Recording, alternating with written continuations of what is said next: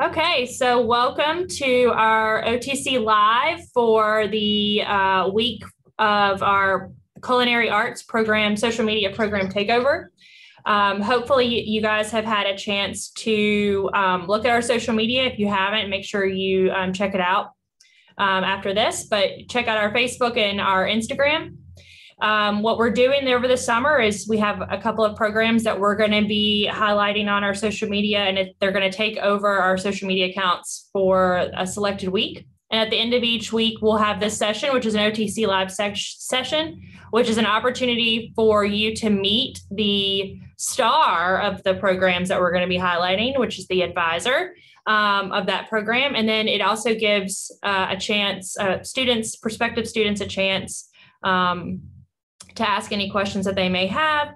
Some students may not be able to join at this time of the day, so we have it available on our social media for them to submit questions throughout the week, and then we will cover those questions in this session.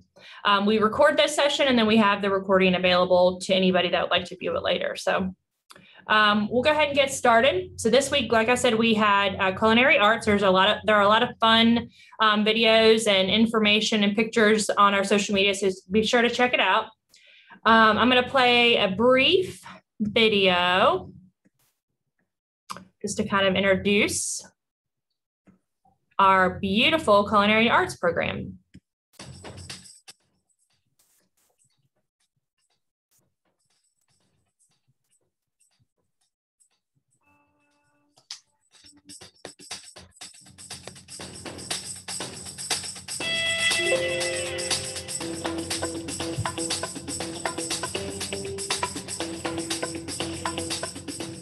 I'm going to show you today how to dice an onion.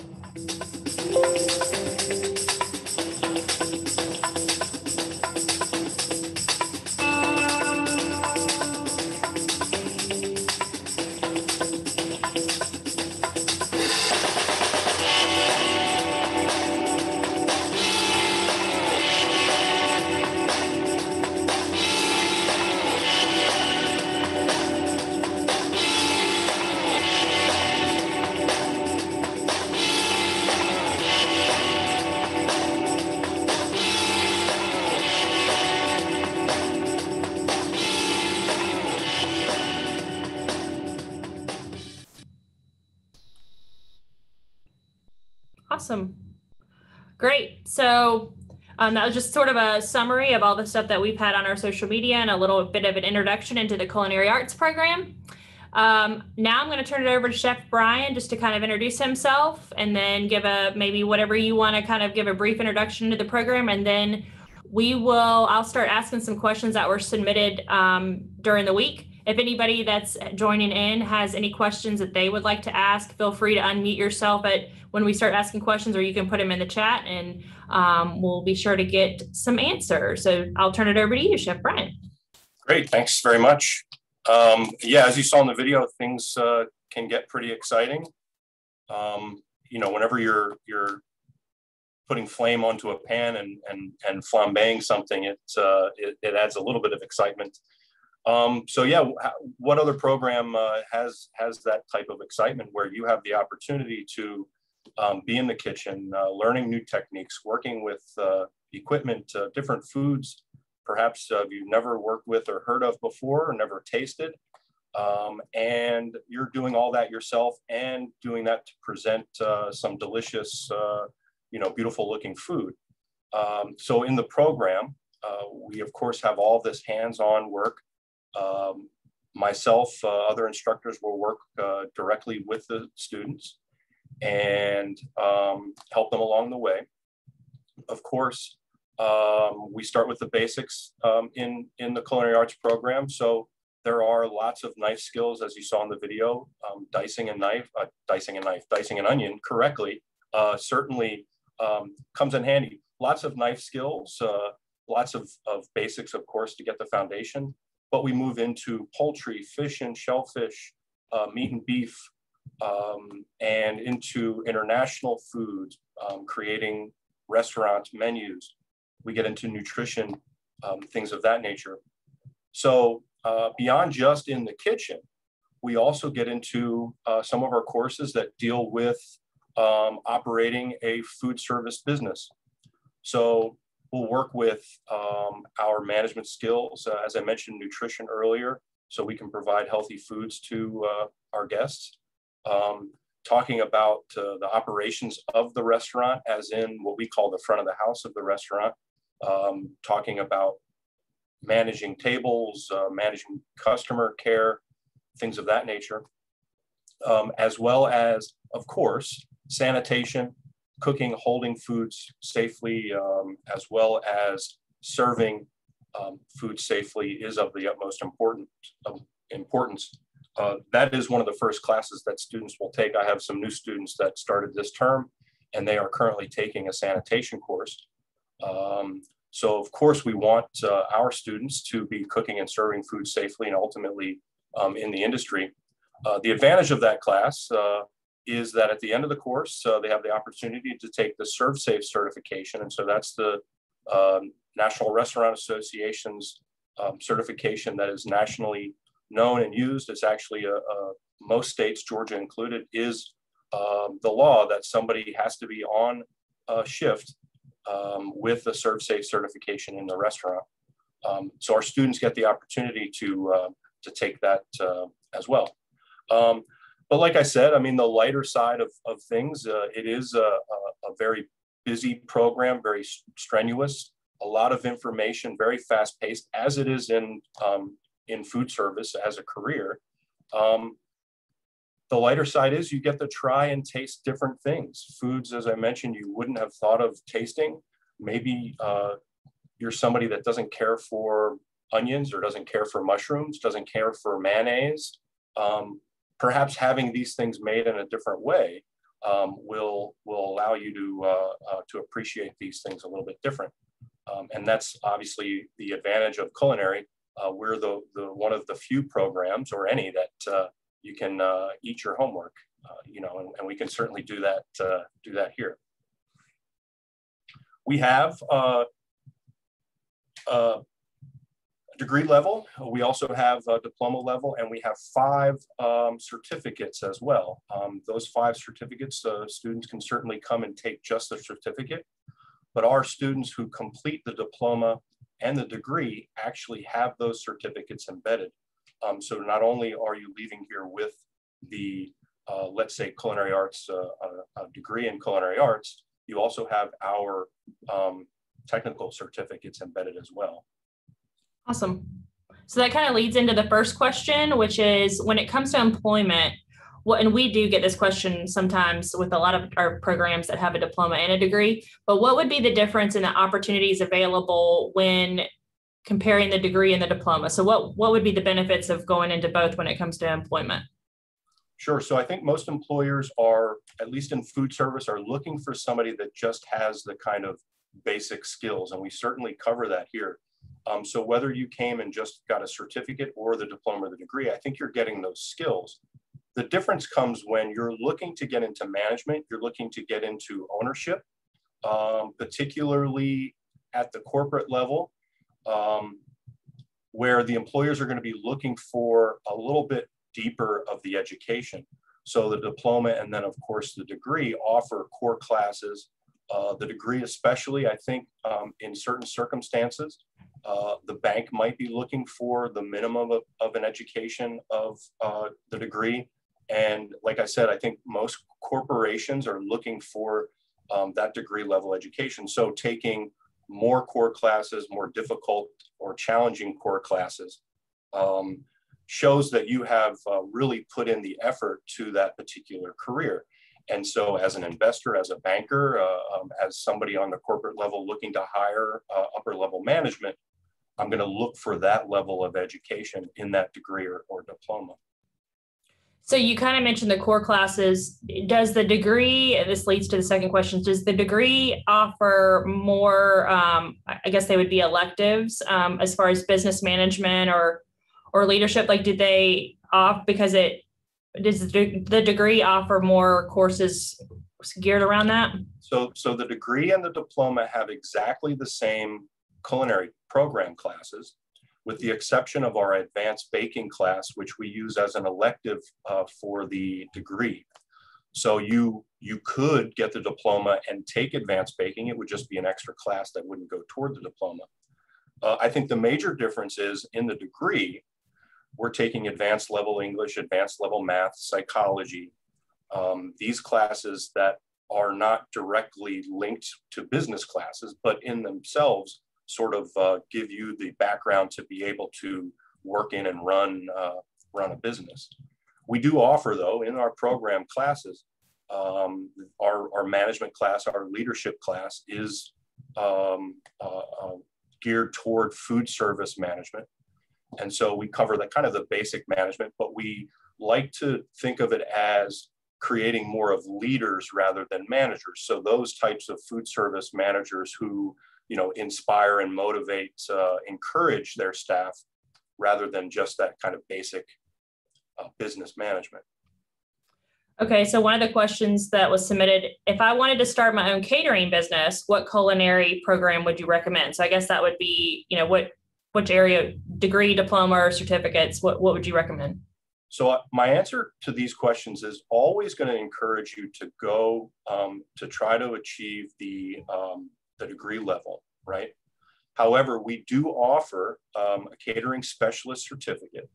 The catering specialist certificate is geared around those skills you would need to be a caterer, and not necessarily the business side of it. So, for example, the classes, see if I can kind of remember these. I might be able to actually pull them up so I don't say anything wrong. But the classes, there are 5 classes. There are no core classes in the catering specialist certificate.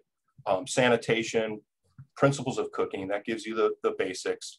Baking principles, I had mentioned the restaurant operations about working in the front of the house, table management, so forth. We have a garde manger and then contemporary cuisine. So those classes all deal with food and serving the food. But I think what's missing, I think it's a good start as a certificate for somebody that's interested in catering. But I would love to have that student also get into some of those management classes, the nutrition classes, as well as getting some of that math, English, psychology as a background as well. So there are many options. I would maybe consider starting with the catering specialist certificate, sort of get the ball rolling a little bit, and then consider how that would work in the future and maybe add additional classes or go towards a degree. Well, and like you mentioned at the beginning, if they were to get the degree, they'd be getting the certificates as well. Is that right? They would graduate with the catering specialist certificate as well, right? Okay. All right. This is a very difficult question. Are you ready? I am. Sure. Okay. What's the best way to prepare a tough cut of beef to be tender? That's right. So that is, in fact, this could be extra credit maybe. Okay. Or for an extra prize if so be. This is my favorite cooking technique, which is called braising. And braising in particular, if it's a larger, tough cut of meat, we would braise. So we brown the meat. We add a flavorful liquid, some aromatics, carrots, onions, celery, wine would be nice, some stock, herbs. And this goes low and slow. So this can go in the oven. This could go on top of the stove. But the key is for it to be very low and very slow so that the connective tissue in this tough cut of meat can soften and it actually becomes gelatin. So, you know, if you've ever eaten a very tender cut or a tough cut that has been cooked properly and is now tender, sometimes you can feel it kind of sticks, your fingers stick a little bit. That's because of the gelatin. So we've taken this long, slow cooking process and created something that's like, you know, fork tender, fall apart tender. The nice thing about it is that tough cuts of meat are generally inexpensive and it's super easy. You brown it, you put some liquid, some stuff, you put it in the oven, and it ultimately is one of the tastiest cuts because it's one of the most used on the animal, so that's why it's tough. So braising, if we were to cut that into smaller pieces, we would stew. That would be a stew. So we're looking at a stew just with a larger piece. Should I have kept that shorter and just said braising? Okay, no, next question. Made me, okay, so I came up with another question. What is your favorite thing to teach? What is your favorite food to teach? Like how to cook? I don't know how I just messed up that question, but you know what I'm saying. I wouldn't say necessarily a food. Or recipe. Well, I like teaching our course called Contemporary Cuisine because it deals with international foods. And the way that I approach this class is not just to teach the students international foods as we know it in the United States, but teach international foods as they are actually eaten in other countries. So for us, you know, when we think of Italian food, it's pasta and sauce and pizza and cheese, if that even fake cheese, you know, on top of the food. And that's really not how these things are consumed in Italy. And so we get to look at and talk about the reasons why certain foods are cooked in certain countries, and a little bit as to why we change it so much. Most international foods that are Americanized, or like Mexican American, Italian American, Chinese American, we see those very often here, are quite different in the other countries. And so I think for me, I enjoy eating those foods. So of course I like to teach them, but also to get the students' perspective when they actually see, oh, this is, you know, to see the table full of Mexican foods, proper Mexican foods, looks nothing like what we would see in a Mexican American restaurant. And they're just amazed by that because of all the colors and all the flavors that we don't necessarily come across.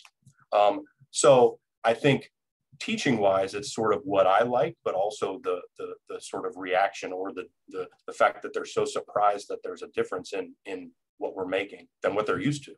Yeah, and that probably starts some conversations when they were, you know, go to Mexican restaurants or Italian restaurants with their friends or family. They're able to kind of share their experience and what they learned in your class, for sure. Yeah, and it may very well be like, you know, this is not Mexican food, but they can sort of explain why they're serving it and how they've maybe prepared it differently. Yeah. Okay, so do students have to purchase their own cooking tools? The only requirements as far as tools are concerned is our knife kit. Outside of uniforms, so uniforms are required. I guess we can kind of consider that a tool.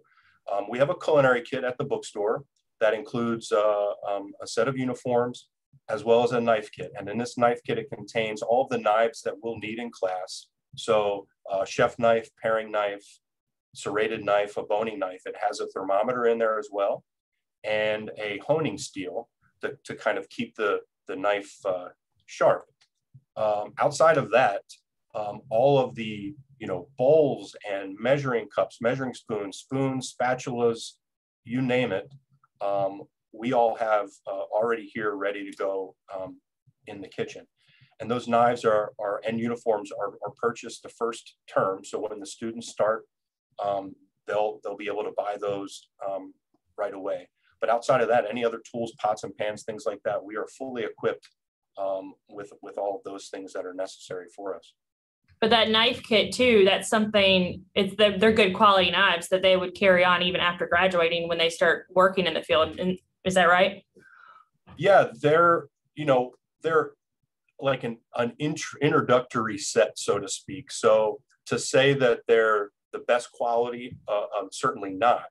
I think, again, I'm not saying that they're bad. You can spend hundreds and hundreds and hundreds of dollars on a single knife, that somebody made, themselves. But these knives will last for years. And the advantage is our students can always add to them. They're not stuck with just those knives. And so as they start working in the industry, they maybe feel more comfortable using a different style of a knife, and they'll add that to that. A lot of students, a lot of chefs become particular about their knives, and they like to collect knives. They like to have knives that are made a certain way. And so we're sort of right in the middle. We're certainly not going to be having our students work with a chintzy set of knives, but we don't want to have that expense as well of this, you know, multi-$100 knife kit for them to get started with. So I got one more question, and then if anybody, I love that there's some OTC faculty and staff joining in. So I'm going to ask one more question. Then if anybody has any questions, like I said, feel free to put them in the chat, or you can unmute yourself. But what is the average income for a master chef? So there is such a thing as a master chef, but there really isn't. The term master chef is odd. So we would say head chef or executive chef. You can go through additional education and years to get what we say certified as a master chef. But I don't know the number. There are very few. There may be only a handful in the entire world. As a head chef, I think this is the question. As a head chef, an executive chef, somebody running the kitchen, we're say just below the owner kitchen. Nationally, I think we're in the $50,000 to $60,000 annually range. I think to discuss that hourly might be a little bit complicated, because usually by that point you're working on a salary basis. That's a national number that's probably a little bit elevated for us. So for us here locally, maybe, you know, cut that down to 40 to 50,000 in that position. I think most students graduating in sort of an entry level or an upper entry level position could expect, you know, maybe even cut that in half. So, you know, 20, 30,000 as sort of a starting point. But that's the great thing about our industry, is there's always that ladder to move up. You know, one restaurant will have line cooks, sous chefs, executive chef, and another restaurant has the same. And so having all of these restaurants with multiple positions that could be filled, you always have a chance to kind of move up to make that money, for sure. Yeah. Awesome. Does anybody have any questions? Yes, I have a question. Yay. I was wondering, how do I get on this list? Be a taste tester. Taste tester list. I've heard that there is a taste tester list, and I want to know how to get on it, because. Well, Chef Bryan, explain. I always love to tell students, prospective students, about this. So explain what I think Kimberly's referring to. Explain the I guess it would be like the final exam, sort of like we come in as, we try to act like we're judges off of a cooking show, but we actually get to eat the food. It is better if you're a director of admissions, perhaps, or a supervisor of mine in some way. Yeah, so the students have exams, and again, a great example of something different in our program, that it's not all just written, fill in the bubble sort of final exams. They do have those, don't get me wrong, but students can actually come into the kitchen and cook and prepare a dish for their final exam. And so I usually have other judges that come in who are familiar with the food, who like all types of food. So if a student prepares something and it has mayonnaise in it or something, they're not off put by that, or that they would score the student poorly because it contains something that they just don't like. And so these judges are basically like customers, where they ordered a particular dish, the student prepared it, and they're judging how they would like it if they received it in a restaurant. And so there's not a list necessarily. So that's you know, I'll go back to my, you have to be director, or no, it's a joke too. Yeah, because I've only been asked once, I think. So anyway, and that was years ago. So what Kimberly's basically saying is add her to this. Right. Right. Add her to that list and she'll be good. You know, I am a lover of all food, so I'd be a very good judge. There's nothing probably that I wouldn't eat except for perhaps squishy octopus pads or something, you know, I don't know. But I do have a second question. This is kind of an maybe not off topic, but kind of like a candid thing. Do you guys watch chef shows on TV? And is there like a show that your class likes to watch? Like, you know, Gordon Ramsay is a favorite or something.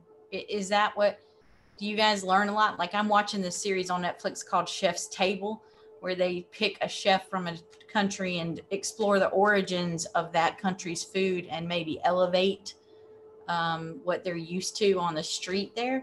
So I was just wondering, is there like a show that you guys love to watch? We don't necessarily. There are some episodes of shows that I'll use in the class, particularly in the international, when we do the international foods, because it's hard to describe, you know, going through the markets in Morocco, for example, or to kind of look at the contrast between even cultures within India, for example, from, you know, the high rises in the city to, you know, the dirt in the country. And so there are certain travel shows that I'll show that like old Anthony Bourdain episodes or Andrew Zimmern episodes. There is some discussion sometimes within students as far as, you know, the certain shows. You know, some like certain shows, some don't. We don't necessarily get into them specifically. There's certainly some that I like. I think that the Netflix series, and I know this series showcased a local chef or local to Savannah, I think was in one of the episodes.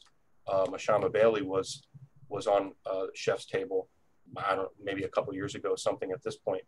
But it's great that it's available, and I know that's sort of where I got my start. Now, for me, you know, when I was real young, there was no Food Network. It was PBS in the mornings. I know. I think PBS still runs like on the weekends, like on Saturday or something in the morning. But I know for me, I just remember watching shows on PBS and getting into cooking. So that to see how widely available that is now on YouTube, through Netflix, Food Network, and certainly beyond, just opens the door for students to see and experience some things that they might not have previously. And for that to be encouragement to say, hey, I want to cook like I saw this guy on TV, or I want to go to this place like I saw on TV or online or something, is pretty cool. Yeah, that's what I was kind of wondering, like what you were saying, that sometimes you use those as maybe, you know, a little tutorial or maybe just to show what different places are like. That Chef's Table show, I've actually seen The Woman from Savannah, and I just thought that was really cool because, like, as a kid growing up, I watched chef shows as a person who can't cook. So yeah, it's more, you know, like I'm not really learning anything because I burn toast, but it's interesting to me. And I just wondered, you know, like in the culinary field, do people, like in your program, do you guys like, there's so much knowledge out there about different cultural foods. And it's just that seems very exciting, you know, as a student in your class to be able to experience that. Yeah, that was all my questions. Awesome. Thank you. Great. Does anybody else have any questions?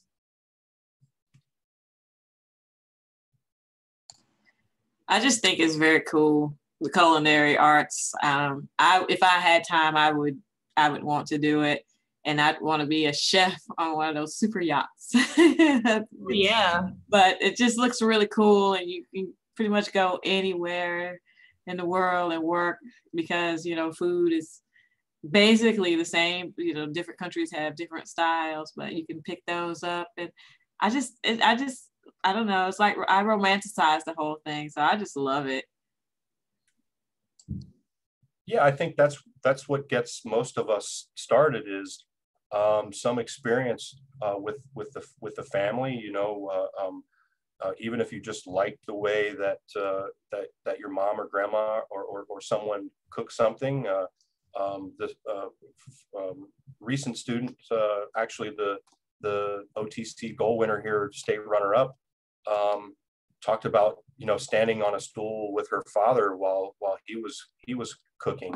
And so we get those experiences, but also now we could turn on any electronic device and we have some kind of cool food related thing that's going on. It could be a little 15-second TikTok video of somebody scrambling eggs a certain way, and people who don't think about food anytime, any other day, are all of a sudden now crazy about how this egg was being cooked, or what have you. And that's all we need, is that little spark to be interested in something. And with food, it certainly leads us down the path of a career, but it goes beyond that, where we have, you know, something that we can prepare for somebody that gives them something more than just a service, fills their belly, gives them something to spend time with other people while they're having it. And so that's important. Yes, making something look good and taste good, but know that we're sending it to a table of people who are hopefully enjoying themselves, and we get to be a part of that as well. I actually have a random question, just thinking based off of what Capri was saying, and then just your answer. Like non-cooking aside, so like not considering the skills like as a chef or in the kitchen, what would you say as like Capri mentioned, being a chef like on a yacht, like what is a skill or a trait that you feel like every chef should, like the most important trait a chef should have, you know, not counting their skills as far as cooking, but like is it as far as leadership or just managing? Because the restaurant business is different. I mean, it's different than a lot of other areas. So what's a skill or a trait that you feel like is the most important for somebody to be a chef? That is sort of difficult to answer. I mean, I guess, or I'd have to choose, you know, the best word that summarizes everything. I mean, you have to be dedicated. There's a French term that we use in cooking. It's savoir faire, which is kind of to know how, or to know how to make. And within this savoir faire, talks about professionalism, talks about discipline, respect, and that goes beyond just the food. And so if I am going to be successful in any career, but particularly food service, I've got to show up every day, and I've got to be ready to go every day. And so that's where this kind of you know, dedication comes into play. We can cook any type of food that we want, any quality of food that we want, if we're sort of cutting corners and not really doing it for the right reasons. We're showing up late, leaving early, not fulfilling all of the duties that we need to.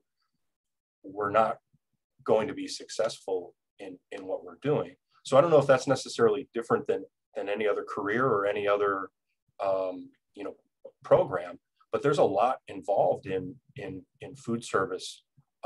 Even if it is just heating something up or cutting it open out of a bag and heating it and serving it to somebody, there's still something involved in there, all the way up to, you know, butchering something and starting from scratch. You have to have that dedication to want to do it day in and day out, long days, weekends, holidays, and so on, right? So you have to be dedicated to this. Awesome. Any other questions? I have one. Yay! Hey, Do you prefer the principles of baking or the principles of cooking more? What would you rather? I am more in the principles of cooking direction, because I guess my experience is more on that side.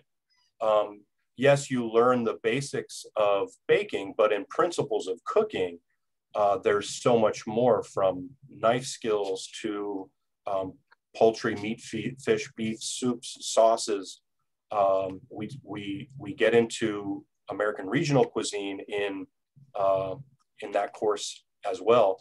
And so I've always been more of what we call sort of a savory chef rather than that kind of pastry or baking chef. Although I probably prefer to eat those things than cook those things. That's sort of more my preference. Yeah. Yeah, I agree with that one. What are you looking forward to? Probably the principles of cooking more, because I mean, I do love baking, but I think I'm more into the savory, as you explained. You know, Yeah. There's more to figure out and more things you can learn to cook different ways than I guess you could do with baking. So say, I don't know, it's just more to look forward to, I think. And I think you need those things. There's often a confusion between, you know, you think you just want to bake. I just want to come in and make cakes and cookies and decorate wedding cakes, but you can't do that if you don't have those initial basics. And so by learning how to cook properly, learning how to cook chicken properly, using the oven, using the stove, using pots and pans, measuring correctly, that's all part of principles of cooking. Right. And so without that, if you just go into the bake shop and you can't measure and you can't use the stove, and you don't know how, you know, proteins cook, you don't know how starches cook, you don't know how sugars cook, you're not going to be that successful in the bake shop. And so Right. I think that's part of it for me as well, is that you need one before the other. So I just prefer the first part of it. Yeah. Yeah. Definitely. So Shaylin, you're a current culinary student? Yes, ma'am. So what are you wanting to do? If you had a magic wand and you had you could achieve the dream job, what would it be? I eventually want to open my own restaurant with my family. We've always wanted to do it. Awesome. And going to do it, I hope one day we can actually achieve it. Yeah. And see what's to come. That's awesome. Yes, ma'am. Definitely the right start. Yeah. Anybody else have any questions?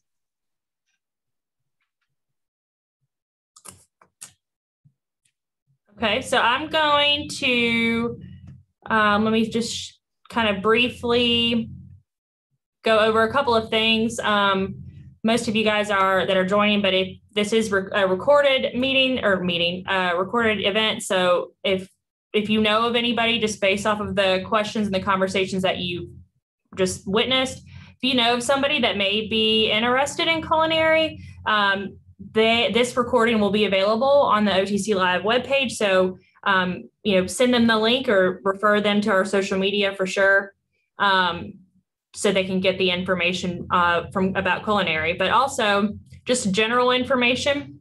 Shaylin, this actually would be for you mostly, but if you're a current student, which you are, be sure that you go to our under student services, and if you click on student activities and then you click our workshops, and we can give you this information too in the enrollment services area, just in case you can't reference this later. But if you're a current student, we have this student participation. We have an incentive program. So if you complete a certain amount of workshops or certain activities, then you're given a lot of opportunities to receive a prize.